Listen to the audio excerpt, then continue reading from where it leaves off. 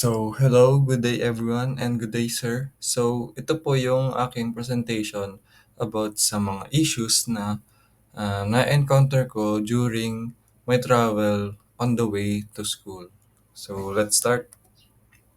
Unang-una, yung address ko po is here dito sa Barangay Gubat, which is siguro mga 4 kilometers away dito sa CNSC. Ito yung yung ruta na dinadaanan ko. Dito naman sa parting ito, main road naman siya. Bale smooth naman. Ayun, dire-diretso lang hanggang sa makarating dito sa Argenta Street yata 'to, eh. Pero ito, kakaliwa ako dito dahil hindi puwedeng mag left turn dito sa bandang, intersection dito sa may Jollibee.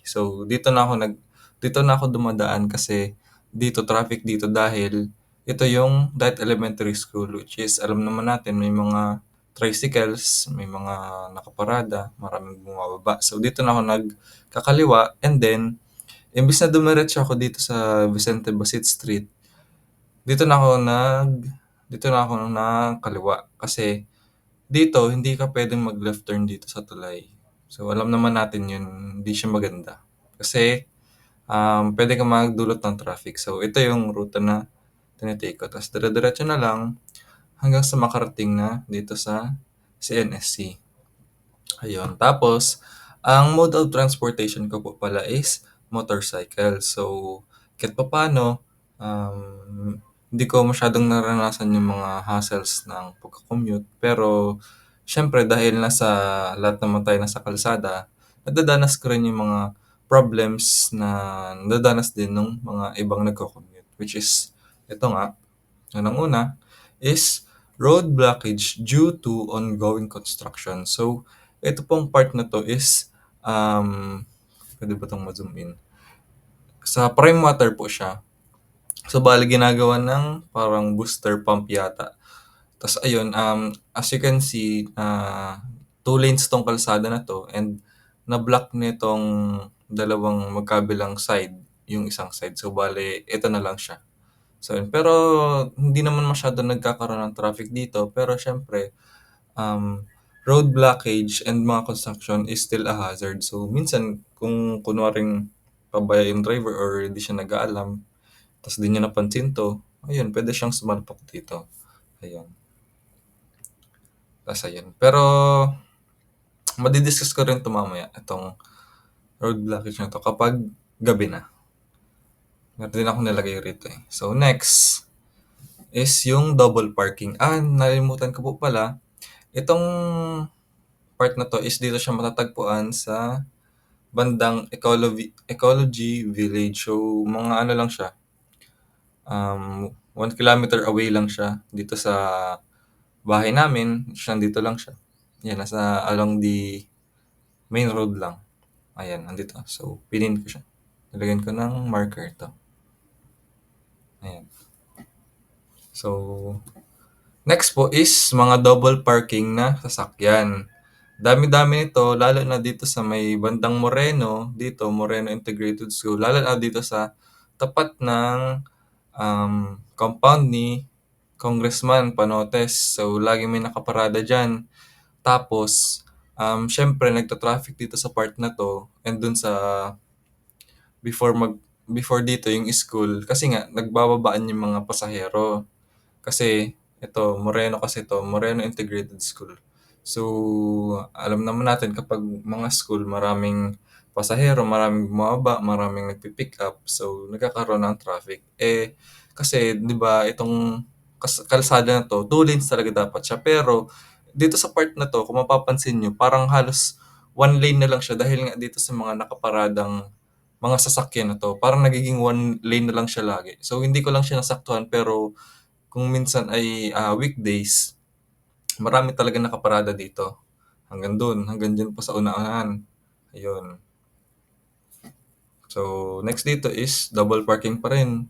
Siyempre school, mabini, may mga nakaparadang motor. Sa tingin ko bawal 'to, eh, itong paradahan na 'to dahil nga, road kasi 'to, 2 lanes, hindi puwedeng magparada yung mga motor diyan. Pero ayun, nakaparada pa rin sila. Anong nangyari, one lane na lang 'to. So, kung makita niyo tignan niyo naman 'tong mga motor na 'to, hanggang dun sa dulo ayan, meron pa dun. Tapos dito naman mga vendors, ta's mga tricycle rin. So, lalo na kapag peak hours, pag-uwian ng mga estudyante, ang daming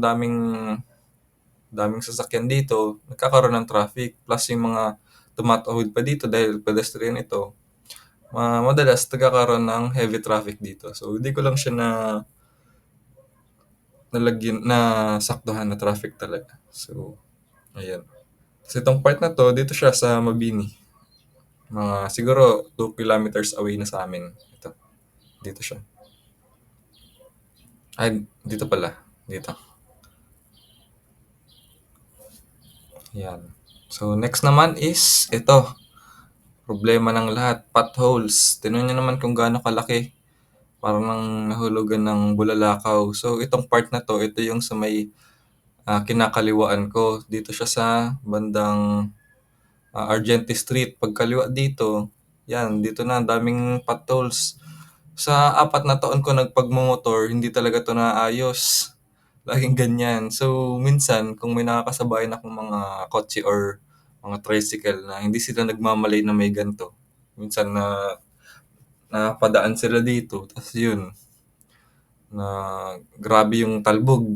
Kaya ayun, ginagawa ko dito, nalikaw na lang ako either dumadaan ako dito or dito ako dumadaan. Mas delikado 'to lalo na kapag may baha kasi siyempre maano siya, male-level na ng tubig, eh. So, yung iba minsan napapadaan dito ta's nagugulat. Oh, imagine ang lalim nito, eh. Ayan, isa sa potholes sa nadadaanan ko. So, yung may isa pa, ito naman, ito yung nauna kong ilagay yung isa. Pero ito yung sa dito, 'di ba itong kanan na 'to, ito yun, itong part na 'to, ito na siya. So, nauna kong ilagay. Pero ito rin, tagal na rin nito. Bata pa ako nandito na 'yan, hindi na yun hindi nawawala, 'di nila inaayos 'yan, 'di ko alam kung bakit, eh. Pero ayan, problema rin 'to kasi lalo na may mga truck na dumadaan minsan, iniiwasan 'to. So, nakakain yung lane dito 'pag na-ano sila, nagtu-turn sila. Kaya ano, delikado talaga 'to, mga potholes ang lalaki. Hindi ko alam kung bakit hindi nila ginagawa 'yan, pero malaking hazard 'to para sa mga nagda-drive and sa mga commuters natin. Ayan, so makita niyo ito po yung motor ko, ito yung mode of transportation ko, ayan. Ayan, dito naman tayo sa heavy traffic ulit. So, alam naman natin sa tulay may ginagawang ano, yung i-extend, siyempre traffic din. Lalo na dito kapag peak hours din, sobrang daming sasakyan dito, sobrang daming tumatawid. Buti nga at nilagyan ng, parang barikada. At kung hindi, ang daming tumatawid dito, walang traffic enforcer, nagkakasalubungan, nagkakabuhol-buhol na, tuma-traffic. Tapos dagdagan mo pa ng isang lane na lang dito dahil nga may nakalagay na mga girder, ayun mas lalong tuma-traffic talaga. Tapos isa pang problema ko dito, yung mga pedestrian. Wait lang, wala kasi dito sa part na 'to, ayan. Ito 'di ba kung nakikita niyo, 'tong part na 'to, ginagawa 'to. Tapos may nakalagay ditong sign na no pedestrians allowed. Pero ang dami pa ring tumatawid, ang dami pa ring naglalakad na pedestrian dito. So bawal na bawal 'yun kasi nga isang lane na lang yung 'tong part na 'to. Mas napapaliit pa siya kasi nga may dumadaan na pedestrian. So ang hirap, nakakatakot magdaan dito kasi baka masagip mo yung mga tao, gano'n. So ayun, isa lang din sa problema ko dahil ayun nga nagko-cause rin siya ng heavy traffic. So 'yan sa tulay 'to, alam naman natin kung saan 'to, 'di ba after 'to ng, um, yung sa Petron, ayan ta's ito yung simbahan. So alam naman natin 'tong lahat. So 'yan nadadaanan ko siya. Ta's ito may video ako, ayan hanggang mula dun sa Lako hanggang dito 'di ba girder siya, ayan eh di isang lane na lang yung nadadaanan. Ayan. Dito rin bago ako magdaan dito sa crossing sa tulay, dami rin minsan mga estudyante dito. Tapos minsan may mga nagpapasakay pa dito mga tricycle. So, naba-block lalo. Isang linya lang nga, ang dami pang mga obstruction. O 'di ang kakalabasan nun, heavy traffic. Ayan. Di ko alam kung kailan 'to matatapos pero sana matapos nila 'to. Kasi layo yung traffic dito sa part na 'to. Ayan. So, ito naman, lipat naman tayo sa kapag gabi ako umuwi. So, ito yung sinasabi ko kanina na yung ginagawang booster pump doon sa bandang Ecology Village malapit sa amin, 'pag umaga 'di naman siya masyadong issue kasi nga hindi naman, nakikita naman siya. Pero kapag gagabi, ito ang problema ko, tingnan niyo, 'di ba may headlight ako, oh, 'di ba walang reflector? Kung hindi sanay yung driver na dumadaan dito, pwede silang bumangga dito dahil nga tingnan mo naman wala namang reflector tapos ayun, oh, tingnan niyo wala masyadong ano, walang kailaw-ilaw, eh. Kaya siya maliwanag kasi dahil dito sa headlight ko. Pero delikado talaga 'to dahil, ilang beses na ako naka-experience na malapit sa amin siyempre may mga ginagawa minsang, sa kalsada. May naaksidente na dati, bumangga sa mga ganito, mga barikada kasi wala masyadong ilaw, ayun namatay. So, dapat kapag may ginagawang ganito dapat, hindi yung minimum lang yung mga reflectors, dapat dami-damihan lang dahil nga, hazard 'to kapag gabi, 'di ba? Ayan, tapos ilang metro lang pakalampas nito, ito naman problema, walang street light, oh, 'di ba? Oh, maliwanag siya dahil nga dito sa headlight ko, pero kapag pinatay ko 'to medyo madilim dito. Eh, ang dami pa namang tumatawid ditong minsang aso or minsan nga kalabaw pa, ayan. So, recently lang nung last year may naaksidente dito sa part na 'to, nakasasakyan, bumangga siya sa poste, ayun.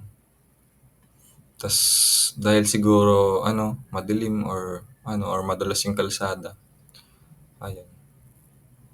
So that's all lang po yung, idi-discuss ko. So far ito lang naman yung mga na-encounter ko na problems. So and hopefully hindi na siya madagdagan or mabawasan na yung mga nandito, sa mga darating na taon or buwan. So ayun, that's all. Thank you.